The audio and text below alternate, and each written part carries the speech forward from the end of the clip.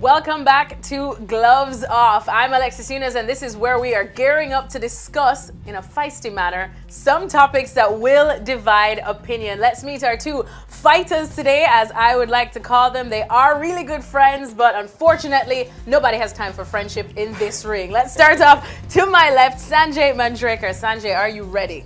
Yes, but when he mentioned fighter, I mean, look at Deep. You know, when he's in the gym, he's lifting the heavy weights. So when it comes to a fight, he's got the upper hand. It's okay. The verbal fight is better than then the physical fight. All right. Deep Dasgupta is also here with us. He left the gym to join us to get in this fight. Yeah, I'd love to. I mean, who's going to miss this opportunity? Not many, that's for sure. All right, let's get into our first topic. Gentlemen, we all have some, fast bowling and pacers and seamers going on. But unfortunately, in the IPL this season so far, we have seen them struggling on the pitches here in India, which has made us ask the question, is there a lack of quality seamers in the IPL? Now, I'm going to let you guys both give your opening statements. You will have 30 seconds. This one is called First Blood.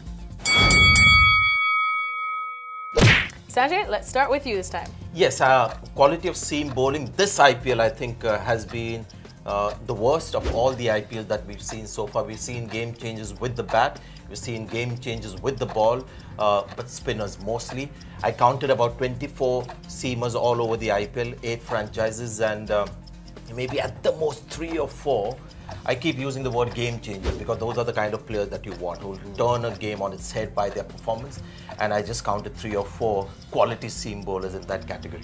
All right, so he hit the mark perfectly. Deep Dasgupta, let me remind you, 30 seconds. That's too less. You'll get a chance in the second round to get at it, but 30 seconds, give me your opening statement. Is there a lack of quality seamers? I don't think so. I think what Sanjay is trying to say here is, when he looks at the marquee bowlers, yes, some of them had average season so far. Biggest example is Bumrah, Umesh Yadav, Mohammad Shami.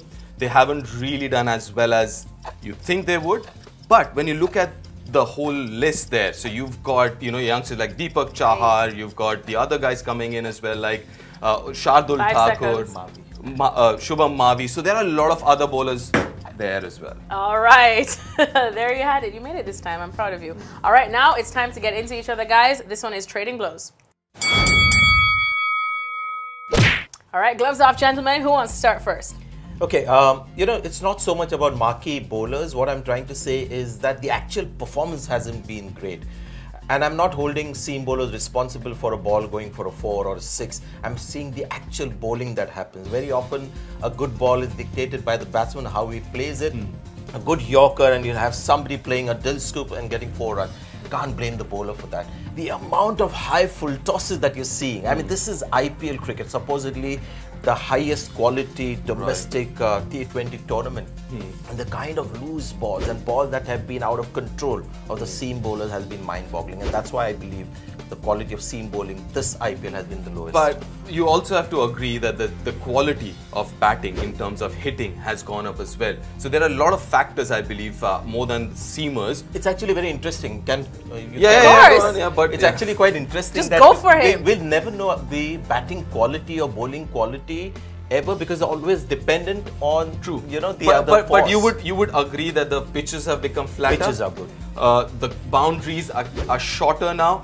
I think, yes, while you say that bowlers have gone for a few, yes, the seamers have gone, but I think that's predominantly got to do with the pitch, with the skill of the batsman being able to play a lot more shots than what they've won. But I don't think that has really changed in the last 4 or 5 years. Maybe 15, 20 years back, there was no dill scoop, a perfect good Yorker Sanjay Manjrekar would respect from Wasim Akram and say, well bowled. But it doesn't happen anymore. And look at them, they want to bowl the Yorker and they make maybe one attempt to bowl the Yorker in and over, ends up a waist-high full toss. But just the quality of balls actually delivered has been pretty poor. But also, if you look at the Yorkers and everything else, the other bowlers, I mean, the batsmen are so used to now those Yorkers. They're standing much deeper in the crease or using the depth or the width of the crease.